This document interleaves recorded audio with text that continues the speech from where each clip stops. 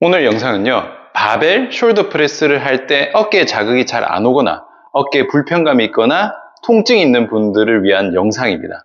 내가 바벨 숄더 프레스를 하는데 어깨 자극이 잘 오고 불편감이 전혀 없다 하시는 분들은 이 영상을 보지 않으셔도 됩니다. 일단 결론부터 말씀드리고 시작을 할게요.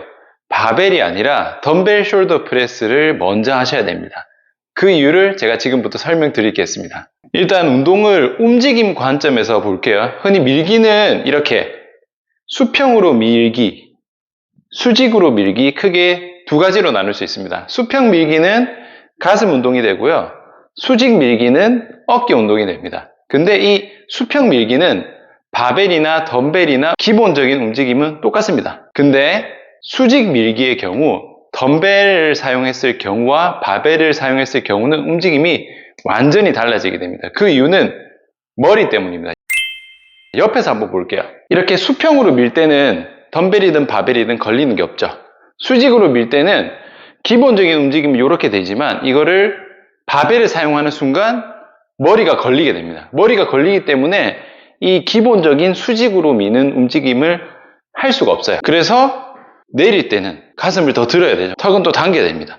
그래야 목이 안 걸리고 바벨을 밑에서 내릴 수가 있어요. 그리고 팔꿈치도 어떻게 해야 된다? 팔꿈치도 앞으로 보내죠. 살짝 외회전을 걸어야 됩니다. 그리고 올립니다. 머리를 지나가면 우리가 어떻게 하죠? 억지로 뒤로 뺐던 머리가 비로소 제자리에 오게 됩니다. 왜냐? 이제 지났으니까 걸리는 게 없는 거죠. 그래서 다시 팔꿈치를 원래대로 보내고 쭉 올리는 동작을 하게 됩니다.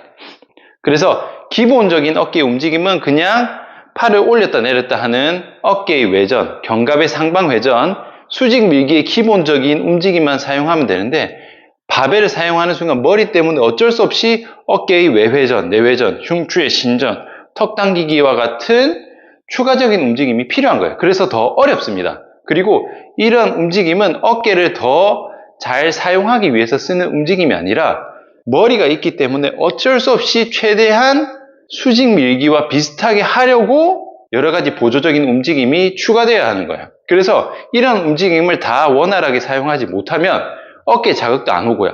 정상적인 움직임을 못 쓰기 때문에 통증이나 불편감까지 생길 수가 있습니다. 쉽게 말해서 바벨 숄더 프레스가 더 어려운 거예요. 그래서 우리는 기본을 먼저 해야 됩니다. 어려운 게 잘 되는 사람은 그냥 그걸 하면 되지만 어려운 동작이 잘 안 되면은 억지로 하는 게 아니라 더 기본적인 움직임을 통해서 나의 움직임을 찾아야겠죠. 그래서 덤벨을 사용하시는 겁니다. 자, 그럼 덤벨 숄더 프레스를 어떻게 하느냐? 제가 가벼운 무게를 보여드릴게요. 똑같습니다. 우리는 그냥 수평 밀기, 수직 밀기에서 수직 밀기를 그대로 쓰면 되는 거예요.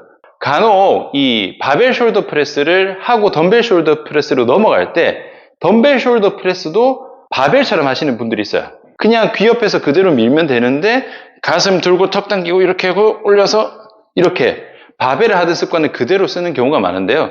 움직임이 전혀 다릅니다. 그래서 덤벨은 그냥 수직 밀기 그대로 가져가시면 돼요.